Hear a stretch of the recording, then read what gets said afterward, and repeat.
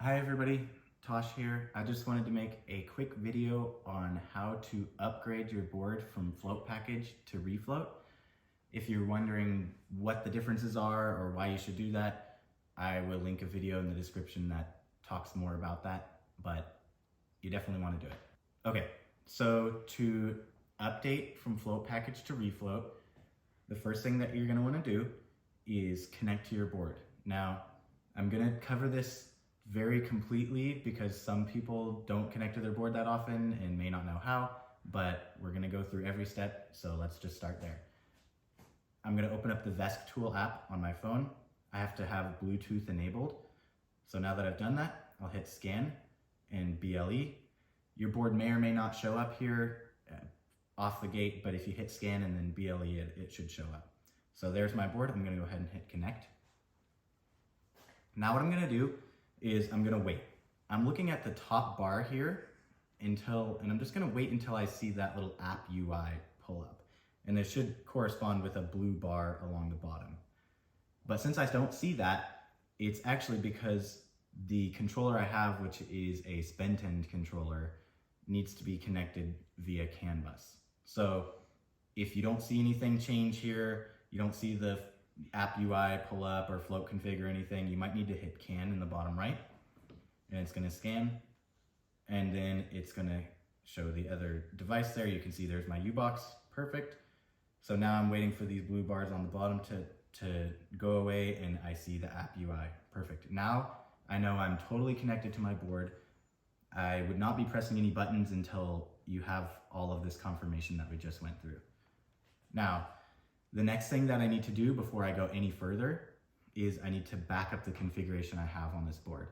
This is basically a way for you to guarantee that you don't screw yourself over and you can go backwards if you need to. So on the start page, we're gonna hit backup configs. It's gonna give me a warning and I will hit OK. And we'll just wait for that. You get the success message, that's great. Cool. Okay, next thing that I'm gonna do here is I'm gonna go to all the way over to the right and go to packages. And by the way, on backing up, just one more second, make sure you have that app UI and stuff all there. If you don't have it there, then you won't back up all your tune and everything. You'll just get everything else. So you definitely wanna wait for that. Okay, back to packages. I can see all of mine here. If I did not see them, I would hit this update archive button in the bottom left. You do need to have internet Wi-Fi to get there. And what we're gonna do is we see the Refloat package here. I can hit the info button on it, great. We're gonna just go ahead and hit install. This is probably gonna take a good couple of seconds. Make sure you keep your device close to the controller, your board's powered on, you're not low battery on your phone or whatever. And we're just gonna let that process.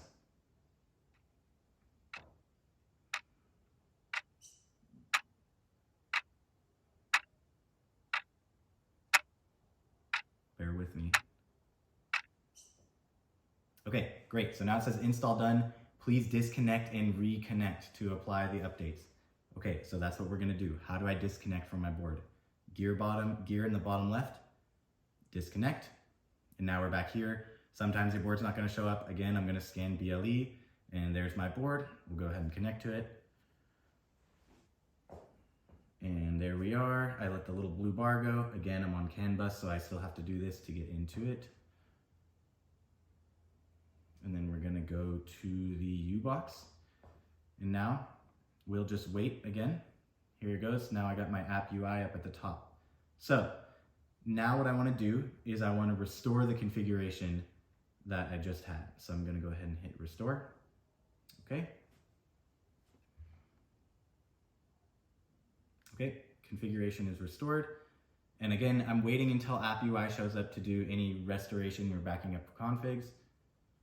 Now we have the beautiful new app user interface. If I move the board, you can see it actively updates, which is just super satisfying and amazing.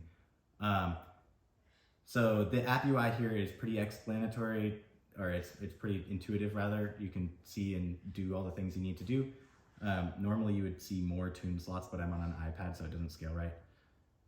Refloat config is now your tune, basically your tune central, you're gonna notice that one of the main things you're used to adjusting, the Mahoney KP value, is changed. Where did it go?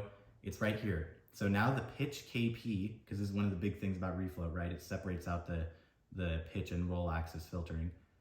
The pitch KP is your Mahoney KP. If you go lower on this, right? If I go down to 1.5, it's gonna be really tight. The board's gonna be super responsive. And if I go higher on it, then it's gonna be looser. Personally, I really like having it loose because it's more fun that way. And it just feels great when you are about to die on a one wheel, but don't die. And then the roll KP now, it's gonna probably default you to 1.4. That's fine. This is just if you're on a banking angle on a bank and you want your nose to come up a little bit more so that you can get around the corner better, then you could adjust this. So again, if you hit the little help button, it's gonna give you a great response here. But yeah, you'll want to do a lower value on this, and now you can go even lower and adjust them separately. But yeah, that should be everything that you need here. Once you make changes to this and you hit right at the bottom, then you should be good.